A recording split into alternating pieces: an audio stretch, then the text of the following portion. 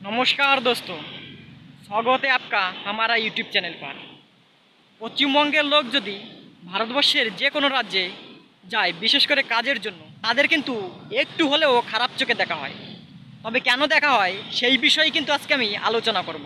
এই ধরুন, বিহার থেকে কেউ কলকাতাতে কাজে গেল, যখন আমরা জিজ্ঞেস করি সে কোথা থেকে এসেছে, যদি বলে সে বিহার থেকে এসেছে বা অন্য স্টেট থেকে এসেছে, তখন কিন্তু আমরা বলি ও বিহার থেকে এসেছে। ঠিক আমাদের বেলাতেও কিন্তু এরকমটাই হয়। আমরা যখন বাইরে থেকে কাজে আসি, এরাও কিন্তু ঠিক ওইরকমটাই আমাদের একটু খারাপ নজরে দেখি। তবে এর কারণ কি সেইগুলো আমি বলার চেষ্টা করব বা জানানোর চেষ্টা করব। তবে আমি যেগুলো বলবো সেগুলো ছাড়াও কিন্তু আরও অনেক কারণ হতে পারে। তবে আমার যেগুলো মনে হয় সেইগুলোই কিন্তু আমি তোমাদের মাঝে শেয়ার করব। প্রথমত আমার যেটা মনে হয়, এইখানকার লোকের থেকে কিন্তু আমাদের বাঙালিরা একটু না হলেও কিন্তু চালাক, অর্থাৎ আমাদের কিন্তু একটু বুদ্ধি বেশি, যার কারণে হয়তো এরা একটু হিংসা করে। ভারতবর্ষের এমন কোনো রাজ্য নেই যেখানে বাঙালি নেই। প্রত্যেক রাজ্যের প্রত্যেকটি জেলায় আপনি কিন্তু একজন না একজন বাঙালিকে খুঁজে পাবেন। আর সেই বাঙালিগুলো আসে কিসের জন্য? এইখানে কাজের সন্ধানে। আর এখান থেকে প্রচুর পরিমাণে টাকা ইনকাম করে আমাদের কলকাতাতে নিয়ে যায়।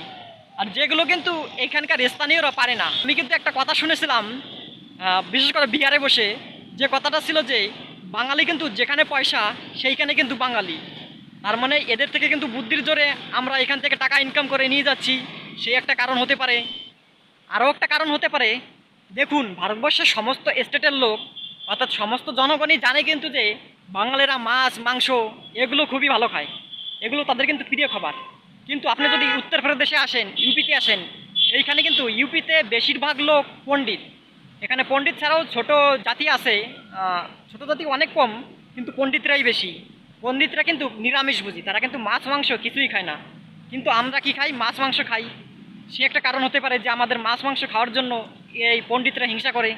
আর একটা কারণ হতে পারে, দেখুন, কলকাতা থেকে কিন্তু অনেক লোক বাইরে কাজে আসে, শুধু ইউপিতে নয়, সমস্ত রাজ্যেই আপনি পাবেন।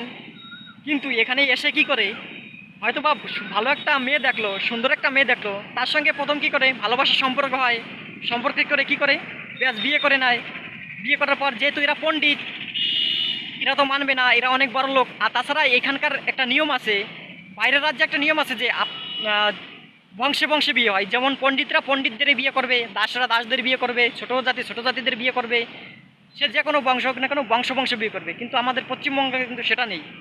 বিয়ে বাইরের রাজ্যে কিন্তু সেটা, সে একটা কারণ হতে পারে যে বাইরে আমাদের কলকাতা থেকে অনেক ছেলে এসে কি করে, যে অনেক সুন্দর সুন্দর পণ্ডিতদের মেয়ে ফাঁসিয়ে নেয়, বিয়ে করে ব্যাস। কিন্তু এটা তো পণ্ডিতরা মানবে না, যে ওরা যেহেতু বড় জাতি সে কারণে মানবে না, যার একটা কারণ হতে পারে।